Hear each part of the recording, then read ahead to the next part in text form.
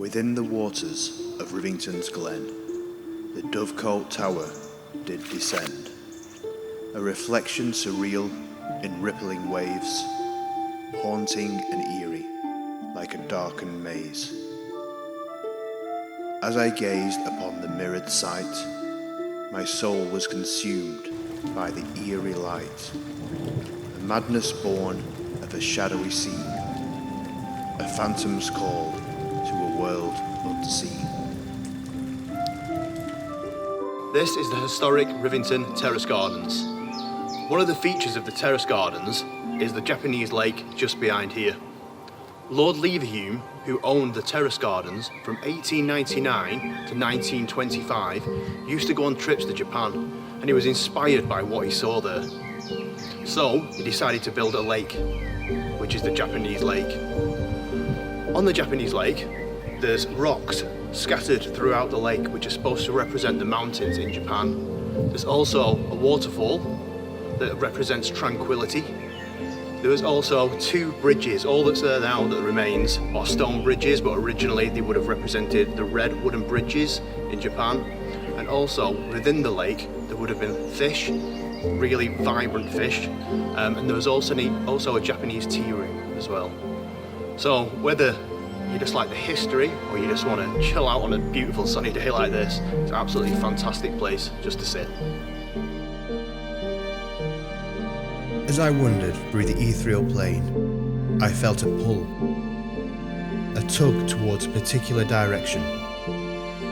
I couldn't explain it, but I knew I had to follow it. I found myself drifting towards a lush green area, an oasis amidst the darkness. It was then that I realised that I was travelling home, a place I had missed for so long. As I got closer, I could sense the magic in the air. Trees whispered secrets to each other. The flowers danced in the breeze, and the streams flowed with the rhythm of nature. It was as if the entire garden was alive and thriving, welcoming me with open arms. I came across a Japanese garden, a serene space filled with cherry blossom trees, lily ponds, and perfectly placed rocks. It was a sight to behold, and I could feel a sense of calm wash over me as I walked through it.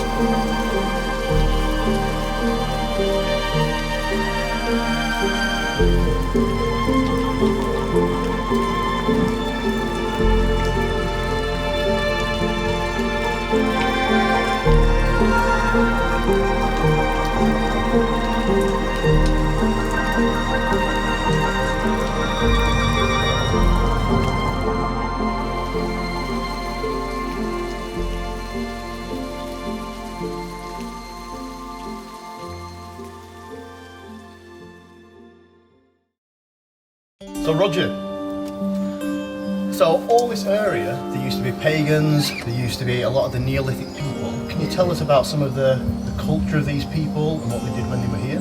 Well, I mean, like everywhere really, the landscape is a sort of what's quite finely called a palimpsest, you know, sort of like a canvas that gets wiped clean every so often and replaced with another picture, you know. And the farthest back that we can go with any certainty around here is back to the Neolithic, the New Stone Age, when the first farmers came, really. So how long ago was the Neolithic period? Talking about 3,500 BC, so 5,500 years ago. You know, it's a long time. And we've got traces of a chambered tomb up on Hurst Hill, just across the moor from here. Yeah. Beyond that, just about on the edge of the same moor, is a Bronze Age barrow, a round sort of tumulus, a burial mound basically, and that will date from around about 1,500 years later. Wow. About 2000 BC. So is that Sugarloaf? That's locally always known as the Sugarloaf. Okay. Back through my dad's, my grandparents and so on's generation. Yeah. But always noted on the Ordnance Survey as Round Loaf. Okay. Now, I don't know where that kind of came from, Yeah. but colloquially, everyone's always called it the Sugarloaf. I mean, the language that would have been spoken back in the most ancient times that we've got any trace of, believe it or not, would have been an ancient form of Welsh.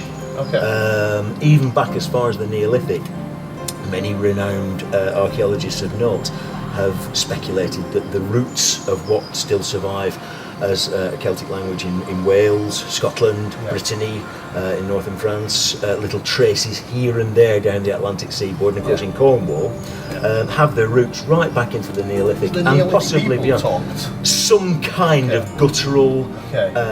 language that would possibly, if only by sound and the odd sort Really? of word, And that's be still recognised by a continued modern Welshman. When the Romans fantastic. came in 43 AD, Yeah.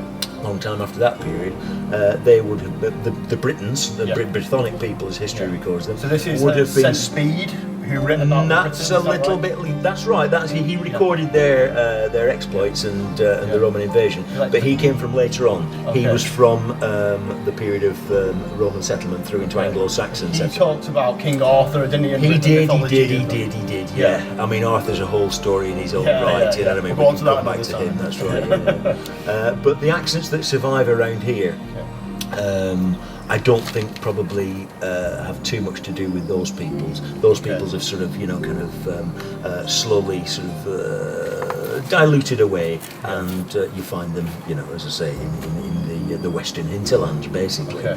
Our accents and possibly our kind of ready to call a spade sort of attitude in the northwest has an awful lot more to do with the Anglo-Saxons, and then an awful lot more to do with the Vikings.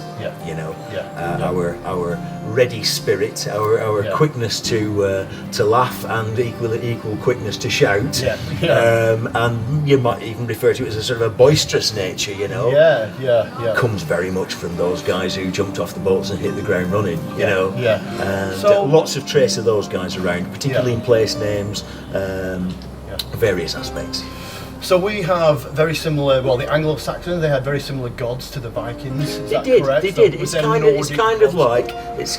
because they came from the same geographic locations, northern Germany, Scandinavia, Which were the Germanic people. That's right. They, the Vikings, who were sort of a 300-year later culture of similar peoples from similar regions, of course held the same deities, but slightly adapted them in a slightly more direct way than the Romans adapted the Greek gods. So there was different names, weren't there, for like Poseidon, Odin as well. Poseidon became Neptune, and so on and so forth. That's right. That's right. Fantastic. So up at Hurst Hill, they've excavated there, and also at Sugar Hill, round off. They've excavated them place. So what are the oldest things that they've found? Well, the Neolithic passage grave on Hurst Hill called Pike Stones, that was excavated in the 1950s, and then again cursorily in 1966, I do believe. So is the Pike Stones? But that is Neolithic. That is from 3.5 thereabouts 3,000 years ago. It was kind of mistakenly referred to. It has been in history as the Temple of Anlaf the Heathen. Now Anlaf is a name that lends its core to Anglesark. Anlaf's Arg. So Anglesark is not far from here. That's right, just across the moor. Just across the moor. Just probably about a mile. We're talking a mile from where we're actually located in the story here. Anlaf, a fairly common as a version of Olaf in later times, it was a fairly common place name, but people's names don't get attributed to a spot for no good reason. It's unlikely that it was going to be any old Anlaf.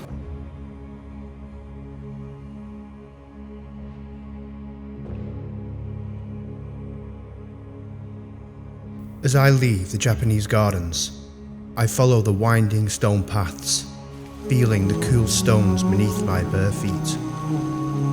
The sound of the waterfall echoes in the distance, and I breathe in the sweet fragrance of the cherry blossoms. As I walk, I feel a sense of peace and calm wash over me. I follow the path as it leads me to a vast open lawn, surrounded by trees and flowers. I marvel at the beauty of the space, and I feel a sense of wonder at the nature that surrounds me. The lawn is a perfect spot for picnics and gatherings, and I can imagine families and friends lounging on the grass, enjoying each other's company.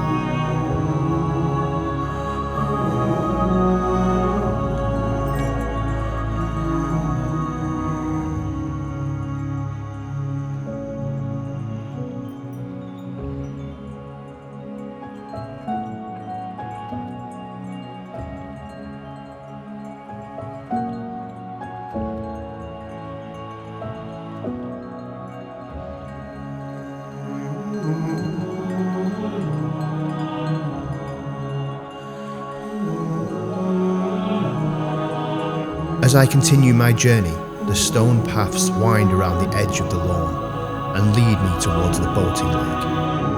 I hear the sound of the water and imagine colourful boats gently bobbing in the water.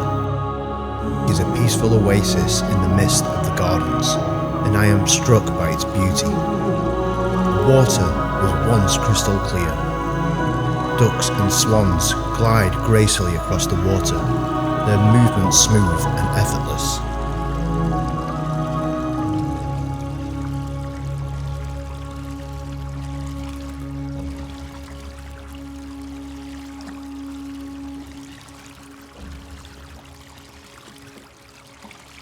Just behind me is Dovecote Tower, also known to the locals as the Pigeon Tower.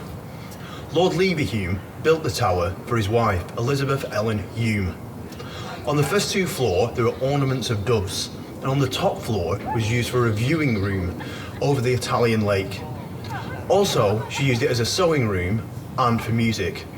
When I've been up there taking photos, you get beautiful sunsets that just come behind the tower. I can only imagine what it would have been like when Elizabeth Ellen Hume was playing music and there was a beautiful sunset behind the tower.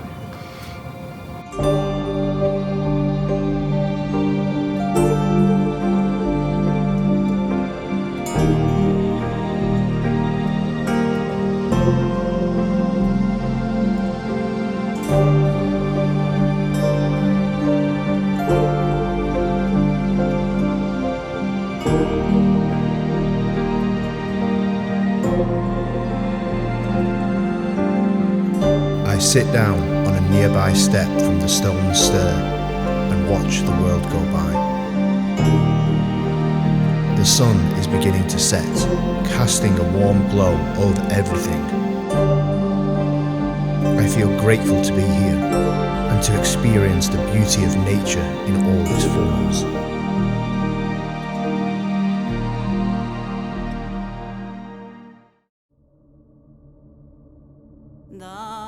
As I climb higher, I approach the Dovestone Tower, a majestic structure standing tall amidst the gardens. The tower had an eerie beauty about it. Years have gone by, but long ago ivy covered the walls and its dark and mysterious past.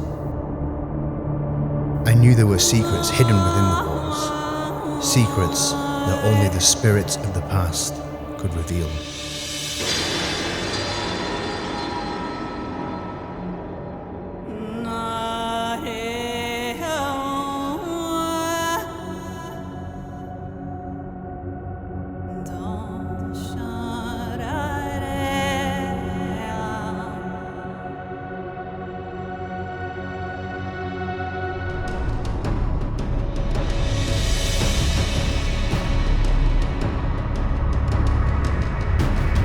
As I make my way through the paths that lead to the next destination, I am struck by the way the light filters through the trees. It is as if the leaves are catching the light and creating a magical canopy of gold and green. The rays of sunlight that break through the leaves cast dappled shadows on the woodland floor, illuminating the mosses and ferns that grow there. It is a peaceful and serene place, and I feel a sense of calm wash over me as I walk through the woods.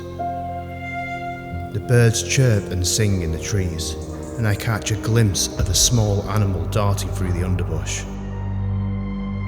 The air is cool and fragrant with the scent of earth and leaves, and I feel as though I have been transported to a different place and time.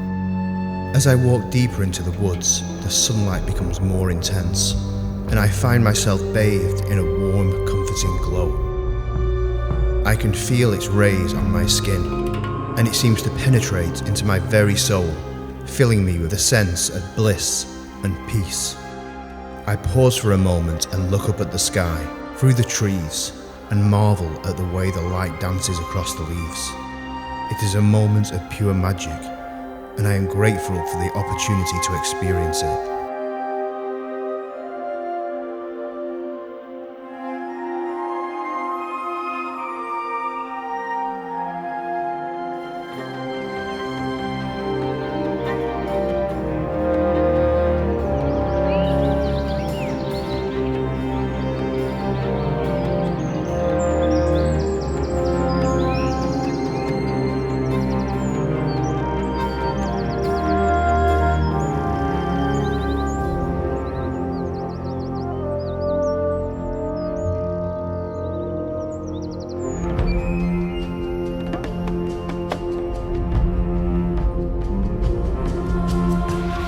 So, tell us a little bit about Rivington Pike. The Pike itself, well, I mean, from a distance, it's very easy to look at that and think that must be a man-made hill. It's a very, very unusual shape. It's a natural geological sort of feature, you know. Yeah. As the the Ice Age was doing its thing and things were thrusting and moving and stuff, that just got shoved up.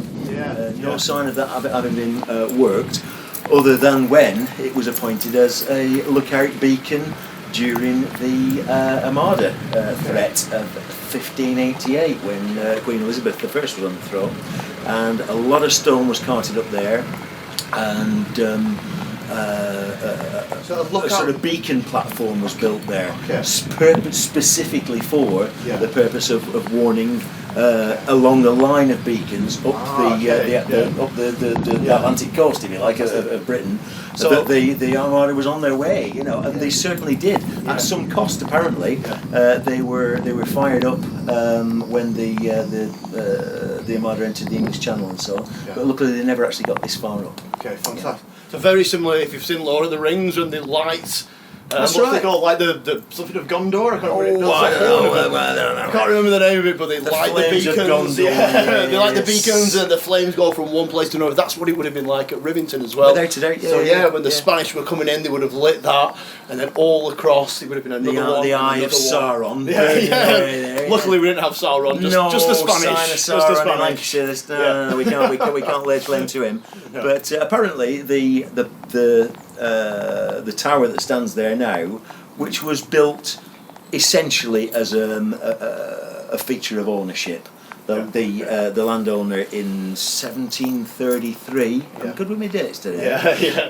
He sort of bought that whole district, and from the stone that was there originally from the days of the Armada, he reconstructed the Pike Tower that stands there to this day. It was used mostly as a shooting hut, really, you know, when grouse shooters would be out there sort of hobnobbing in their tweed suits and waxing their moustaches and popping a few pheasants up.